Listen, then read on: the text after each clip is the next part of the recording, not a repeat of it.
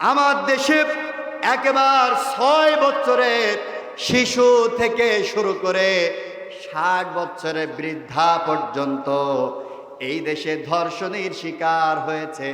বলুন তো দেখি, আল্লাহ রাব্বুল আলামিন কোরআনুল কারীমের মধ্যে ধর্ষকের ব্যাপারে আয়াত দেশে কি দেয় নাই? আইন দেশে কি দেয় নাই?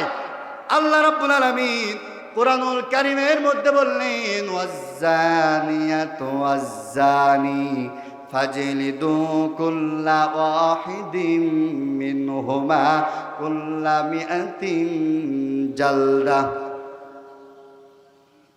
আল্লাহ রাব্বুল আলামিন বলেন, জেনাকার পুরুষ অথবা জেনাকারিনী নারী যদি তারা অভিযোগে অভিযুক্ত হয়ে যায়, তাহলে তাদেরকে খোলা ময়দানে নিয়ে যাও, উন্মুক্ত ময়দানে নিয়ে গিয়ে চোখের মধ্যে কালো একটা পট্টি বেঁধে দাও, এরপরে পিঠের উপরে 100 করে বেতাঘাত মেরে দাও।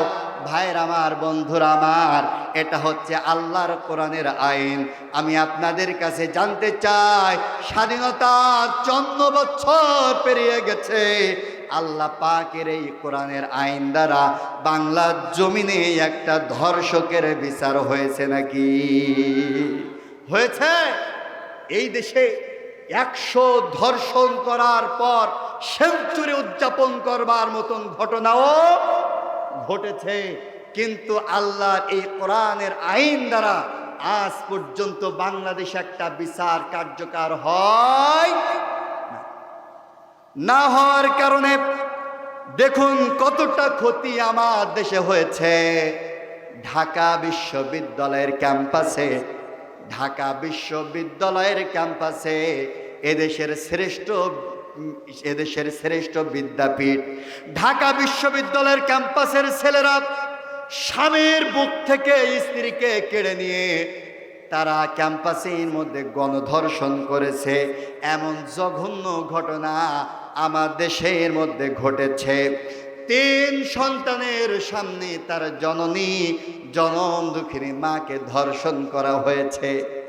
আমার দেশে মা এবং কন্যা 2 জনকে পাশাপাশি একত্রিত করে তারা ধর্ষণ করেছে।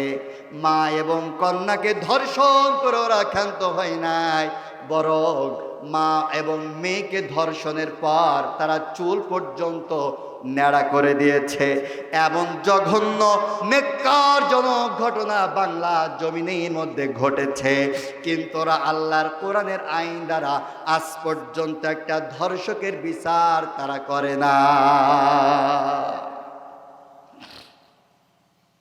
ভাইয়ের আমার, বন্ধুরা আমার, যদি আল্লাহর আইন দ্বারা বিচার করা হতো, ধর্ষককে যদি 100 করে বেতাঘাত করা হতো, কিংবা বুক পর্যন্ত পুঁতে পাথর মেরে যদি হত্যা করা হতো, বিশ্বাস করুন, আল্লাহর কসম করে বলি, বাংলাদেশের দুশ্চরিত্র যুবকগুলা ধর্ষণ করা তো অনেক দূরের কথা, ওই দুশ্চরিত্র যুবকদের রাতের ঘুমের ঘরের স্বপ্ন দোষ পর্যন্ত, ওদের স্বপ্ন দোষ পর্যন্ত বন্ধ হয়ে যাইত।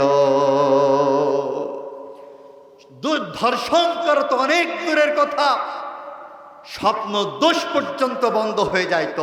কিন্তু দুর্ভাগ্যজনক সত্য, এই দেশে 16 কোটি মুসলমান আছে ঠিক, কিন্তু আল্লাহর কোরআনের আইন চাওয়ার মতন মুসলমান এই দেশে খুব কম।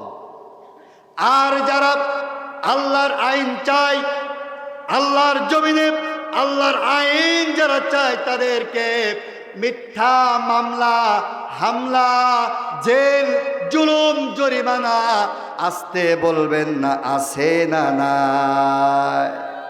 আরো জোরে বলেন, আছে না নাই? আমরা বিগত 17 বছর দেখেছি, রাতের বেলা ইসলামিক আন্দোলনের মানুষগুলা ঘুমিয়েছে, রাতের বেলা পুলিশ বাড়ির থেকে তুলে নিয়ে গেছে।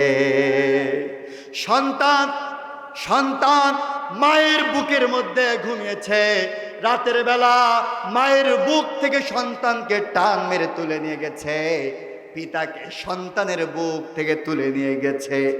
কোনো অভিযোগ নাই, কোনো মামলা নাই। রাস্তার মাঝখানে কিংবা মাঠের মাঝখানে কোরাস ফায়ার দিয়ে ইসলামপন্থী মানুষগুলাকে বিগত 17 বছর নির্বিচারে হচ্ছে। ঠিক কিনা ভাইয়ের আমার? আমরা শুধু রবের কাছে দোয়া করতাম, মালিক ও মালিক, এই জুলুমের কি শেষ হবে না? আল্লাহ রব্বুল আলামিন বলেছিলেন, ইন্নাল্লাহা মা'আস সাবিরিন।